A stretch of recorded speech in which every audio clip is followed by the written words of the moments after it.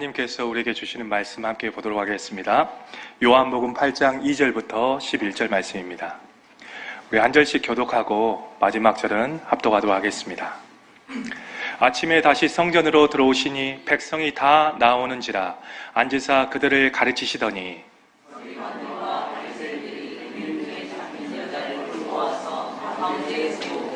예수께서 말하되 선생이여 이 여자가 간음하다가 현장에서 잡혔나이다.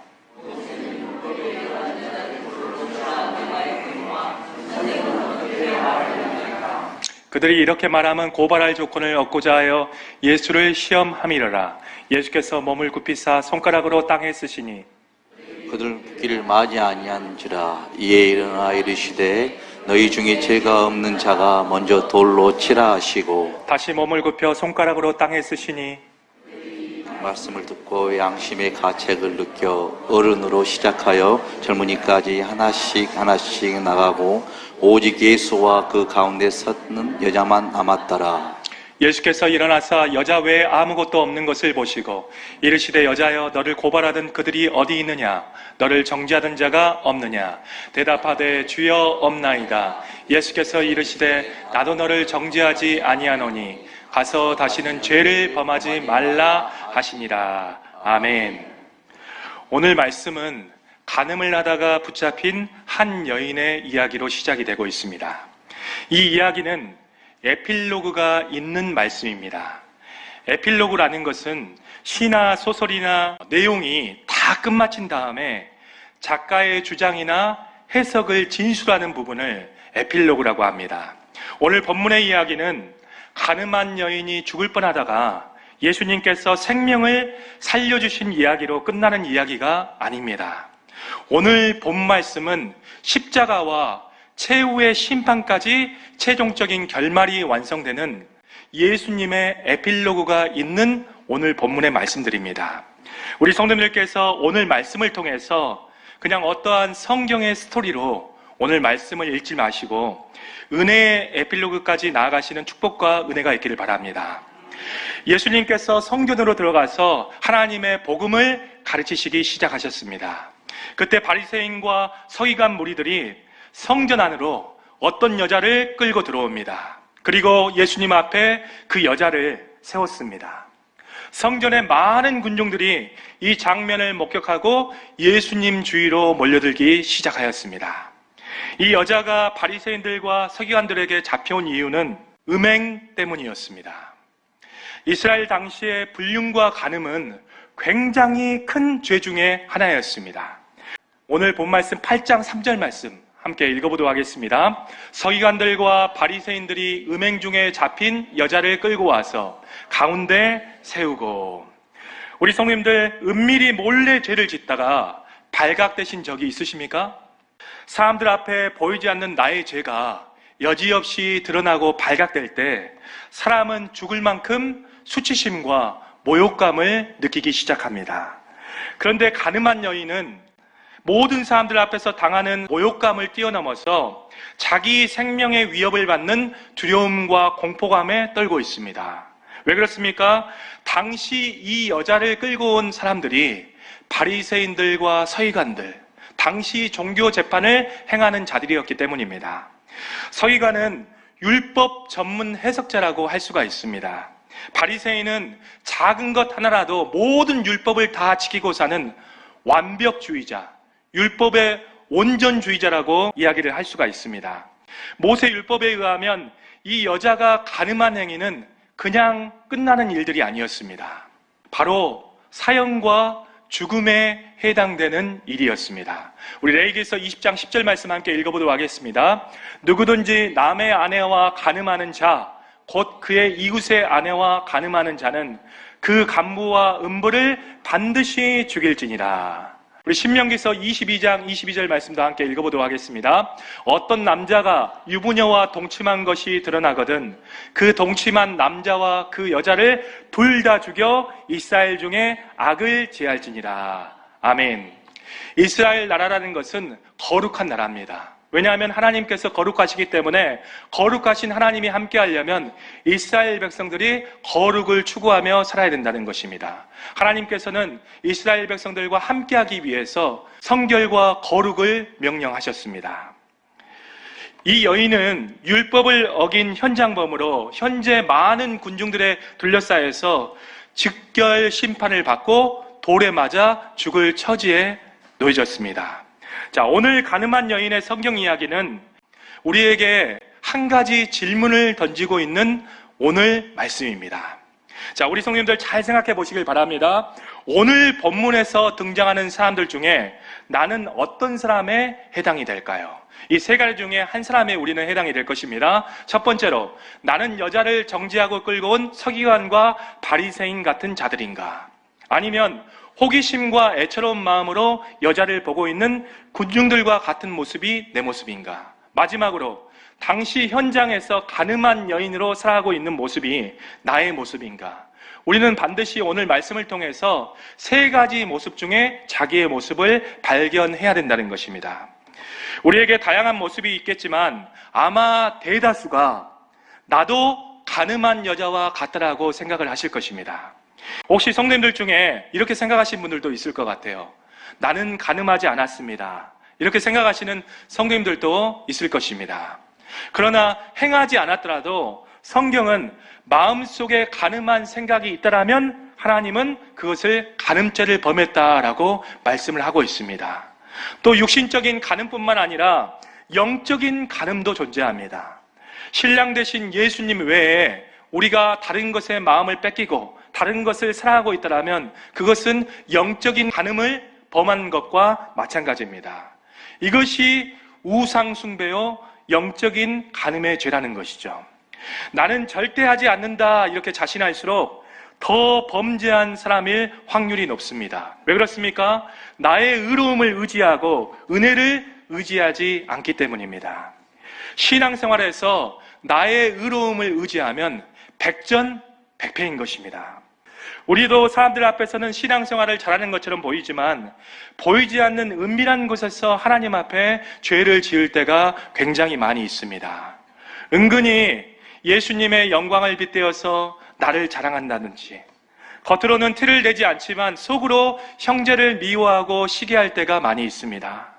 예수님을 믿는다고 하지만 때론 세상 속에서 향락과 쾌락과 모든 즐거움들을 우리도 누리면서 살아갈 때가 있다는 것이죠.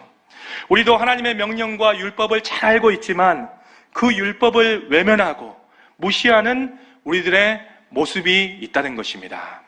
오늘 본문을 보면 조롱을 하고 돌멩이를 던지려는 군중들 앞에 서 있는 죄 많은 가늠한 여인이 사실은 나란 사람이라는 거예요. 가늠한 여인과 나의 차이는 무엇일까요? 그 차이는 한 가지입니다. 들켰냐, 들키지 않았냐의 차이일 뿐이라는 것이죠. 모든 사람과 예수님 앞에서 자신의 죄가 모두 드러난 이 가늠한 여인의 모습을 보면서 우리 모두도 지금은 감출 수 있지만 마지막에 나의 죄가 모두 드러날 때가 있음을 우리가 오늘 본 말씀을 통해서 반드시 알아야 된다는 것입니다. 우리 로마서 14장 11절부터 12절 말씀 함께 읽어보도록 하겠습니다. 기록되었으되 주께서 이르시되 내가 살았노니 모든 무릎이 내게 무릎을 꿇을 것이요 모든 혀가 하나님께 자백하리라 하였느니라. 이러므로 우리 각 사람이 자기 일을 하나님께 짓고 하리라. 아멘. 반드시 마지막 심판 때가 있는데 우리의 은밀히 행한 죄, 마음으로 품은 죄까지 모두 낱낱이 하나님 앞에 발견된 날들이 누구나 다 다가온다는 것입니다. 오늘 가늠한 여인을 보면서 최종 심판대 앞에서 밝혀질 나의 은밀한 죄가 무엇인지를 우리 성도님들 곰곰이 생각해 보시길 바랍니다. 자, 계속해서 바리새인과 서기관 무리들은 예수님께 큰 소리로 묻기 시작했습니다. 우리 요한복음 8장 4절부터 5절 말씀, 오늘 본 말씀 보시죠. 예수께서 말하되 선생이여 이 여자가 가늠하다가 현장에 잡혔나이다. 모세는 율법에 이러한 여자를 돌로 치라 명하였거니와 선생은 어떻게 말하겠나이까. 아멘. 종교 지도자들은 이 가늠한 여인에 대해서 예수님께 판결을 요구하기 시작했습니다. 바리새인과 서기관 무리들이 가늠한 여인을 왜 예수님께 데리고 왔을까요? 이 여자가 율법을 범했기 때문에 이 여자의 모든 죄를 슬퍼했기 때문도 아니고, 이 여자의 가늠한 행동을 예수님 앞에 용서를 받기 위한 목적도 아니었습니다. 바리새인과 서기관들은 우리 요한복음 7장 말씀해 보시면 예수님을 붙잡으려고 아랫사람을 보낸 계획이 실패했기 때문에 새로운 함정을 파서 예수님을 다시 고발할 목적으로 이 가늠한 여인을 예수님께 데려왔다는 것이죠. 우리 요한복음 8장 6절 상반절 말씀 함께 보도록 하겠습니다. 그들이 이렇게 말하면 고발할 조건을 얻고자 하여 예수를 시험함이러라. 아멘. 바리새인과 서기관은 예수님을 함정에 빠뜨리기 위해서 가늠한 여자의 죄를 미끼로 삼았다는 것이죠. 율법에 따르면 이 가늠한 남자와 여자를 모두 죽이라라고 말씀을 하고 있는데, 오늘 본문 말씀을 자세히 살펴보시면 가늠한 남자는 종교 지도자들이 데려오지 않았습니다. 우리 성도님들 잘 생각해 보시길 바랍니다. 가늠은 혼자 할 수 없습니다. 반드시 상대가 있어야 된다는 것이죠. 그러나 바리새인과 서기관들은 남자의 죄는 묻지 않고 가늠한 여인만 예수님께 데려왔다는 것입니다. 바리새인과 서기관들은 하나님의 율법을 이야기하면서 하나님의 율법을 지키지 않는 이율배반적인 모습을 오늘 본문에서 우리에게 소개를 하고 있다는 것이죠.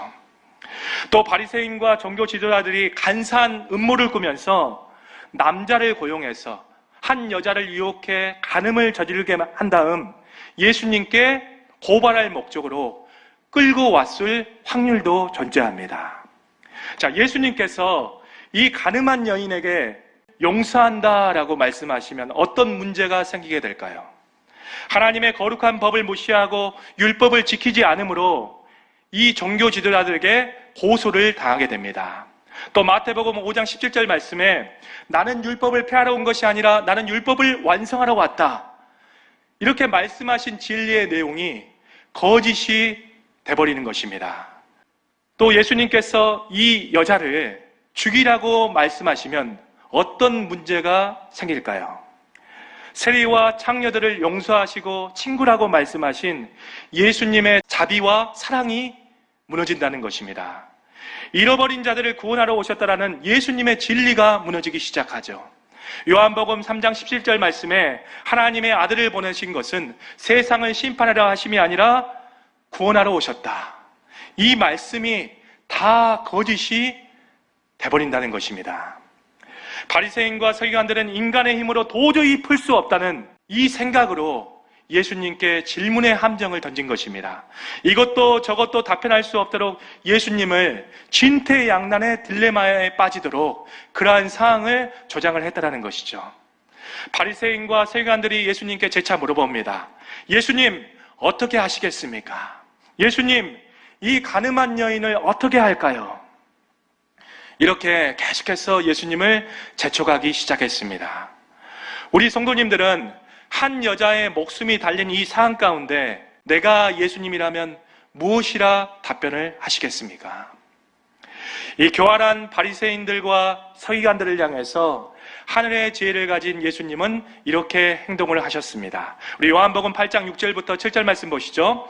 그들이 이렇게 말하면 고발할 조건을 얻고자 하여 예수를 시험함이러라. 예수께서 몸을 굽히사 손가락으로 땅에 쓰시니 그들이 묻기를 마지 아니하는지라. 이에 일어나 이르시되 너희 중에 죄 없는 자가 먼저 돌로 치라 하시고, 예수님께서는 다른 말을 하지 아니하시고 땅에 글을 쓰시기 시작했습니다. 십계명 돌판에 친히 손으로 글씨를 쓰셨던 것처럼 다니엘서에서 벨사살 왕에게 궁전벽에 글씨를 쓰셨던 것처럼 예수님께서 땅에 글씨를 쓰시기 시작했다는 것이죠. 추측해 보건대 예수님께서 땅에 첫 번째로 쓴 글씨의 내용은 자세히 알 수는 없습니다. 그런데 감히 성령의 영감으로 추측을 해보면 저는 이렇게 썼을 거라고 생각이 듭니다. 모든 율법을 쓴 것은 바로 내 손가락이었다, 이렇게 말씀하시지 않았을까 추측을 해봅니다. 종교 지도자들은 영적으로 눈이 멀고 완악했기 때문에 예수님께서 쓴 글의 의미를 알 수가 없었죠. 재차 예수님께서 말씀하셨습니다. 너희 중에 죄 없는 자가 먼저 돌로 치라. 이렇게 말씀하시고 다시 한번 8절에서 땅에 글을 쓰시기 시작하셨습니다. 우리 요한복음 8장 8절 말씀 보시죠. 다시 몸을 굽혀 손가락으로 땅에 쓰시니. 자, 예수님께서 땅에 두 번째로 무슨 글씨를 쓰셨을까요? 예수님이 땅에 글씨를 쓰신 이 모든 내용들은 누구도 알 수가 없습니다. 정확히 알기가 힘듭니다.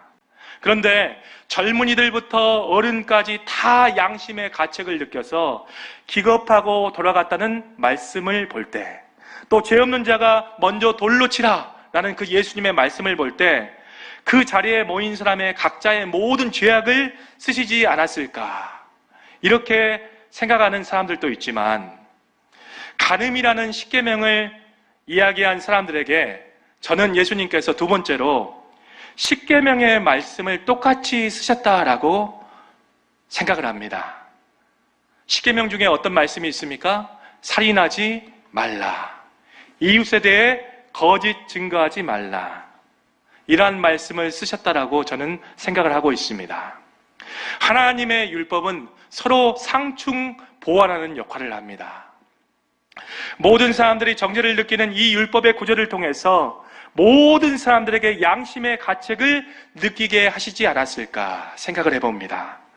살아있는 율법, 살아있는 말씀의 당사자 예수님께서 사람의 마음에 말씀의 빛을 비추기 시작하면 타락하고 부패된 죄악의 본성을 가진 인간은 그 하나님의 말씀 앞에 양심의 가책으로 수치를 느끼고 함구할 수밖에 없는 것입니다. 자, 그곳에 모인 종교 지도자들과 군중들은 양심의 가책을 느꼈지만 완악한 마음으로 예수님 앞에 무릎을 꿇지 않았어요. 회개하지 않았습니다. 그리고 양심의 가책을 느끼고 예수님을 떠나는 구실이 되었습니다. 자, 예수님의 말씀으로 양심의 가책을 느끼지만 회개하지 않는 자들은 예수님께 나올 수 없는 것입니다. 나중에는 다 예수님을 떠나게 된다는 것이죠. 말씀을 듣고 양심의 가책에만 우리 성님들 머무르시면 안 됩니다. 철저히 예수님께 회개의 자리로 나아가야 한다는 것이죠. 자, 하나님 말씀에 사울은 하나님 앞에서 죄를 저질렀습니다. 이 죄 앞에 후회로 끝났기 때문에 이 사울이란 인물은 하나님 앞에 버림을 받았고, 다윗은 사울처럼 똑같은 죄를 저질렀어도 사울과 달리 후회를 넘어서 회개의 자리까지 나갔기 때문에 하나님 마음에 합한 사람이 되었습니다. 가룟 유다는 죄 앞에 양심의 가책만 느꼈기 때문에 예수님을 배반했고, 베드로는 죄 앞에 철저히 회개했기 때문에 성령의 사람이 된 것입니다. 종교 지도자들은 예수님 앞에 양심의 가책만 느꼈기 때문에 말씀을 전하는 예수님을 죽였고, 세리마태는 예수님 앞에 철저히 회개했기 때문에 예수님의 제자가 된 것입니다. 우리 성도님들, 하나님의 말씀 앞에 양심의 가책과 후회로만 남으면 안 됩니다. 그러면 훗날 마귀의 정죄 때문에 예수님을 떠나든지 예수님을 배반한다는 것이죠. 심지어 성경 말씀처럼 말씀을 전하는 예수님을 죽이는 자리까지 나아갈 수 있다는 것입니다. 그래서 회개라는 것은 양날의 검입니다. 회개해서 돌이키든지 아니면 그 전하는 사람을 죽이든지, 양날의 검이 이 회개라는 진리의 말씀입니다. 우리 성도님들, 하나님의 말씀으로 철저한 회개까지 나아가시길 바랍니다. 회개 이후에 광명한 기쁨과 구원의 은혜가 우리 성도님들을 기다리고 있습니다. 철저히 회개한 자들에게 하나님은 복음의 광채를 비추시기 시작하십니다. 은혜와 평강과 자유가 회개한 자들에게만 주어진다는 것이죠. 오늘 본문에서도 예수님을 고발하고 여인을 정죄하기 위해서 모인 무리가 모두 양심의 가책을 느끼고 다 떠나가고 이제 예수님과 여인 단 둘만 남게 되었습니다. 예수님이 10절에 여인에게 이렇게 물었습니다. 너를 고발하는 자가 어디 있느냐? 너를 정죄한 자가 없느냐? 이렇게 물어보시고 마지막으로 예수님께서 이 가늠한 여자에게 한마디 말씀을 하셨습니다. 이 말씀이 오늘 말씀의 키포인트예요. 오늘 본 말씀 우리 요한복음 8장 11절 말씀 함께 읽어보도록 하겠습니다. 대답하되 주여 없나이다. 예수께서 이르시되 나도 너를 정죄하지 아니하노니 가서 다시는 죄를 범하지 말라 하시니라. 아멘. 나도 너를 정죄하지 아니하노니 다시는 죄를 저지르지 말라. 이 말씀은 예수님께서 마지막으로 이 가늠한 여인을 용서하시면서 부탁하신 진리의 말씀입니다. 이 여인은 수치와 죽음의 날이 예수님 때문에 찬양과 영광의 날이 되었습니다. 예수님은 이 여인의 수치와 어둠의 죄를 은혜로 덮어주셨다는 사실입니다. 자, 우리가 오늘 본 말씀을 통해서 두 가지 은혜를 깨달아야 될 줄 믿습니다. 첫 번째로 나의 연약함을 덮는 주님의 은혜가 있다는 것이죠. 예수님께서 마지막으로 여인에게 말씀해 주신 요한복음 8장 11절의 이 한 말씀을 우리 성도님들은 오늘 주일날 집중하셔야 될 줄 믿습니다. 이 한 문장은 우리에게 아주 큰 영적 울림을 주는 말씀입니다. 나도 너를 정죄하지 아니하노니 다시는 죄를 짓지 말라라는 말씀이죠. 이 말씀은 수치와 정죄감을 당하고 죄로부터 구원을 얻은 이 가늠한 여인뿐만 아니라 지금도 여전히 신앙생활하면서 정죄감을 갖고 살아가는 모든 크리스찬들에게 들려주시는 예수님의 은혜의 말씀인 것입니다. 우리도 이 여인처럼 다른 사람에게 우리의 죄가 드러나지 않을지라도 내가 저지른 은밀한 죄 때문에 정죄감이 몰려오고 한없는 나의 나약함과 부족함 때문에 괴로워할 때가 굉장히 많이 있습니다. 나는 원하지 않는데 내 육신이 원하지 않는 그 죄를 짓게 된다면 내 마음속에서 나를 고발하고 나를 정죄해서 한숨 지을 때가 많은 것이 우리 신앙생활의 진정한 현실이라는 것이죠. 그러나 오늘 본문에서 예수님께서는 죄라고 분명히 말씀하시지만 우리를 정죄하지 않는다라고 지금 말씀하고 계시는 예수님의 진리의 말씀에 우리 성도님들이 집중하셔야 된다는 것이죠. 먼저 주님께서는 우리에게 어떤 행함을 이야기하기보다 먼저 은혜를 선포하신다는 사실을 우리 성도님들 꼭 기억하셔야 됩니다. 우리는 신앙생활하면서 나의 연약함과 부족함을 보면서 내 자신에 대해서 한탄을 하고 실망할 때의 모습을 신앙생활을 하게 된다면 반드시 맞이하게 됩니다. 나 같은 자가 하나님 앞에서 서기 너무나 부끄럽다 이렇게 생각할 때가 우리 신앙생활 가운데 굉장히 많이 있다는 것이죠. 죄를 지어서 부족해서 순종하지 못해서 그리스도인답게 살지 못해서 하나님과 멀어진 관계 때문에 나를 자책하고 나를 정죄하고 하나님께 선뜻 나아가지 못할 때가 굉장히 많이 있습니다. 우리 성도님들 그럴 때마다 나의 연약함도 반드시 바라보셔야 되지만 나의 연약함을 덮는 하나님의 은혜를 먼저 바라보셔야 될 줄 믿습니다. 나의 연약함보다 그 연약함을 덮는 하나님의 은혜가 먼저라는 것이죠.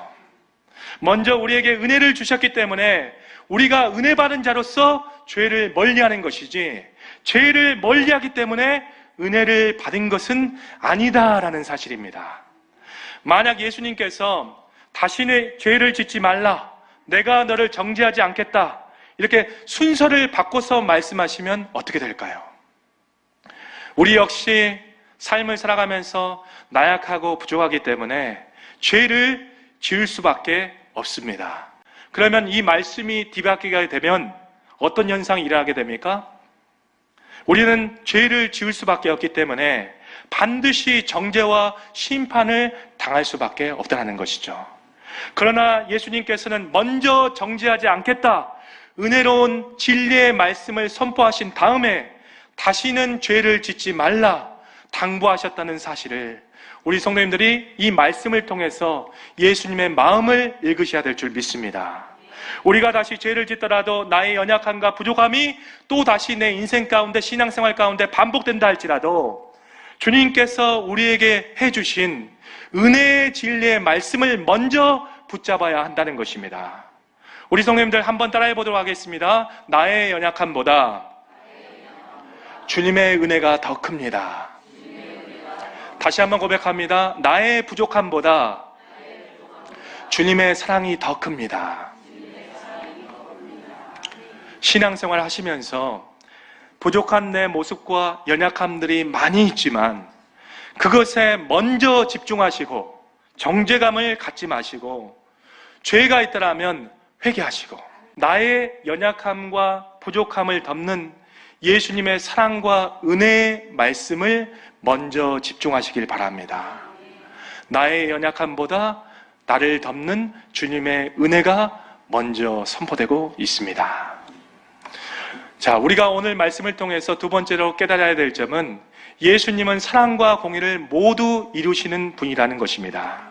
자, 성경을 깊게 보는 사람들은 오늘 본 말씀을 보면서 한 가지 질문을 할 수 있어야 돼요. 어떤 질문입니까? 예수님은 사랑의 하나님이시기도 하시지만 공의의 하나님이시다. 예수님께서 이 여인의 가늠한 죄를 모두 용서해 주시면, 예수님께서 이 가늠한 여인의 죄를 없다 하시면 사랑과 자비의 하나님은 맞지만 여인이 지은 죄에 대해서 용서하시기만 하고 죄값을 치르게 하시지 않는다면 공의의 하나님은 맞는 것인가? 이런 질문을 우리 성도님들이 할 수 있어야 됩니다. 예수님은 오늘 본문에서 이 가늠한 여인을 향한 사랑의 용서와 공의의 심판, 이 두 가지 요소를 어떻게 해결하고 계실까요? 자, 이 가늠한 여인의 이야기는 오늘 본 말씀 요한복음 8장 11절 말씀으로 끝나는 말씀이 아닙니다. 오늘 본문에서 사랑의 하나님으로 가늠한 여인을 용서해 주시지만 이 가늠한 여인의 죄값 어떻게 해결을 하시겠습니까? 이 가늠한 여인의 죄값의 문제는 십자가까지 이어지는 말씀이라는 것이죠. 또 넓게 이 말씀은 최후 심판까지를 아우르는 말씀입니다. 예수님께서 아무런 대가를 치르시지 않고 이 가늠한 여인을 용서하신 것이 아닙니다. 이 가늠한 여인이 수많은 군중들에 둘러싸여서 현장 법정의 수치와 모욕감을 당했을 때 예수님은 이 여인의 모든 수치와 모욕을 짊어지기 위해서 바리새인들과 서기관들의 공회 법정에 서셨습니다. 이 가늠한 여인의 은밀한 죄가 모두 밝혀져서 옷이 벗겨지고 수치와 모욕을 당했던 것처럼 십자가에서 예수님께서는 모든 군중들에게 옷이 벗겨지고 매를 맞고 수치와 모든 모욕을 담당해 주셨다는 것입니다. 예수님께서는 이 가늠한 여인의 죄의 모든 심판의 값을 십자가에서 대신 당하심으로 죄를 지은 자는 반드시 심판하신다라는 이 공의의 문제를 당시에는 해결해 주시지 않지만 이제 훗날 공생애가 끝나는 마지막 날 십자가에서 해결하셨다는 것입니다. 우리는 성경을 보면 알 수가 있습니다. 예수님의 용서는 그냥 값이 없는 용서가 아니라는 것이죠. 죄값을 치르고 보혈의 피를 흘리고 희생이 있는 십자가에서 대신 벌받는 용서였습니다. 요한복음에서 나타난 예수님의 용서는 선한 목자로 양을 위해서 목숨을 바치는 용서였습니다. 연약한 우리 죄인들을 위해서 대가를 지불하신 용서였습니다. 예수님께서 이 가늠한 여인과 같은 우리를 향해서 피와 생명을 지불하셨던 용서였습니다. 자, 예수님이 이 가늠한 여인을 살릴 때 당시에 땅에 쓰신 글씨는 누구도 모르지만 예수님께서 십자가에서 쓰신 글씨는 우리 모두 다가 다 알고 있습니다. 어떤 글씨입니까? 내가 다 지불했다라는 말씀이죠. 대속이라고 합니다. 바로 I paid for you. 내가 다 지불했다는 이 글씨를 십자가에서 쓰셨다는 것입니다. 오늘 본문에서 가늠한 여인을 비난하고 송사하던 서기관과 바리새인들과 모든 군중들은 나중에 우리를 비난하고 고소하고 송사하는 마귀가 될 것입니다. 마귀는 마지막 최후 심판 때에서 우리를 참수하고 우리의 모든 죄들을 낱낱이 고할 것입니다. 그때 예수님께서는 십자가에 쓰신 피로 쓴 한 글씨를 이 마귀에게 내밀 것이에요. 그 쓴 글씨가 무엇입니까? I paid for you. 내가 모든 것을 지불했다. 오늘 본문에서 수많은 군중들이 예수님의 땅에 쓴 글씨를 보고 다 기겁하면서 도망간 것처럼 마귀는 예수님의 십자가에서 쓴 I paid for you 이 글씨를 보면서 마지막 심판 때에서 물러나게 될 것입니다. 우리 성도님들, 이 땅에서 우리의 연약함과 부족함 속에서도 우리가 비록 뜻하지 않게 죄를 짓는 상황을 맞이한다 할지라도 우리가 세상과 마귀 앞에서 정죄함을 당하지 아니하고 흔들리지 않아야 될 이유는 우리가 가늠한 여인과 같이 죄를 수없이 짓는다 할지라도 예수님께서 내가 너를 정죄하지 않겠다. 먼저 용서를 선포해 주셨고 먼저 예수님의 십자가의 은혜로 말미암아 나의 모든 죄값을 지불해 주셨기 때문입니다. 우리 로마서 8장 1절부터 2절 말씀 함께 읽어보도록 하겠습니다. 그러므로 이제 그리스도 예수 안에 있는 자에게는 결코 정죄함이 없나니 이는 그리스도 예수 안에 있는 생명의 성령의 법이 죄와 사망의 법에서 너를 해방했습니다. 자, 오늘 본문의 가늠한 여인의 이야기는 나의 이야기이고 우리 모두의 이야기입니다. 나의 죄 때문에 용서를 선포하시는 주님의 긍휼과 자비가 드러난 말씀이고 십자가 앞에서 나의 죄값을 담당하신 예수님의 공의가 충족된 말씀이라는 것입니다. 마지막으로 최후 심판 때에서 우리를 참수하고 고소하는 마귀에게 구원의 보증을 약속하신 말씀이 이 가늠한 여인의 말씀인 것입니다. 우리 성도님들, 내가 연약하고 부족해도 설사 죄를 짓는 내 모습이 있다고 할지라도 그리스도 예수 안에 있는 자에게는 결코 정죄함이 없는 것입니다. 회개하라는 그 말씀만 하시지 우리 마음 가운데 정죄감을 가지라라고 말씀하신 적이 한 번도 없다라는 것이죠. 내가 죄를 지어서 정죄감이 엄습할 때, 내 연약함과 부족함이 계속해서 나의 신앙생활 가운데 나를 짓누를 때 나도 너를 정죄하지 아니하노니 나의 연약함을 덮어주는 주님의 은혜가 먼저 선포되고 있다는 이 진리의 말씀을 우리 성도님들 붙잡으시길 바랍니다.